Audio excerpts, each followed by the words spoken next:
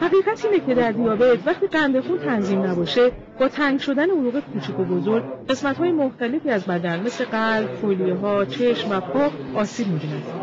تو پاها وقتی رگ‌ها تنگ و بسته میشن، پا زخم میشه و این زخم به علت کمبود خونرسانی و بی‌حسی کم کم عفونت میکنه. 15% از مبتلایان به دیابت دچار پای دیابتی میشن و متاسفانه در 15% از این 15% پا به علت قانقاریا از یه انگشت گرفته تا گاهی زیر زانو قطع میشه. آخه زخم پای دیابتی معمولاً زخمی مقاومه و مدیریت اون بسیار مشکل.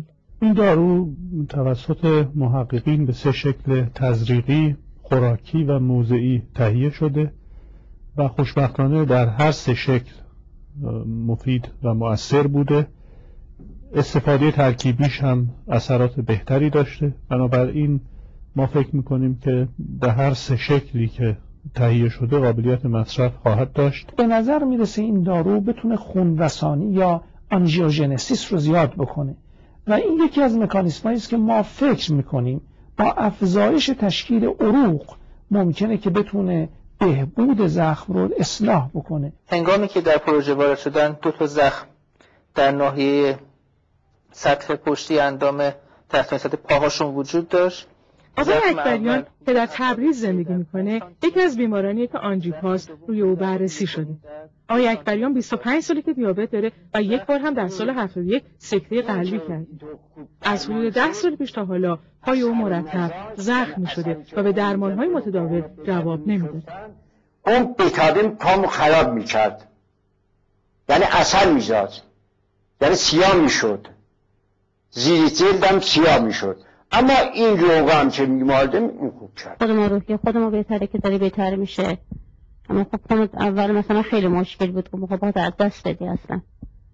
ولی اینجوری گفت دیگه فعلا که داره بهتر میشه، با امید خدا خیلی خوب شده. آنژیوپلاست داروی کاملا گیاهی است که با کمک فناوری‌های الکترومغناطیسی تغییرات خاصی در اون داده شده. این تغییرات کلید اثر بخشی آنژیوپلاسن. مدت مصرف این دارو در کنترل زخم دیابتی 2 ماهه. حق اختراع آنژیوپلاست حالا در مؤسسه بین‌المللی ثبت اختراعات در اروپا به نام ایران ثبت شده و مراحل نهایی رو می‌گذرونه. در حال حاضر مصرف موضعی و خوراکی اون تایید شده است. ان شاء الله از بلافاصله بعد از اعلام در واقع تاییدیه‌ای که صادر شده قابل دسترس خواهد بود برای بیماران. طبیعی است که در ابتدا مصرف این خیلی وسیع نخواهد بود، با توجه به تجویز پزشکان و مراکزی که این رو در اختیار دارن خواهد بود، اما به تدریج مصرف خیلی وسیع پیدا خواهد کرد.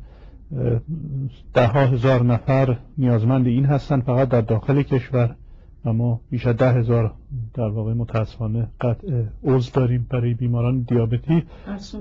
بله، و این دارویی است که قطعاً نجات بخش خواهد بود برای این بیماران. اثراتی که در مطالعات بالینی نشون داده شده بسیار امیدبخش است.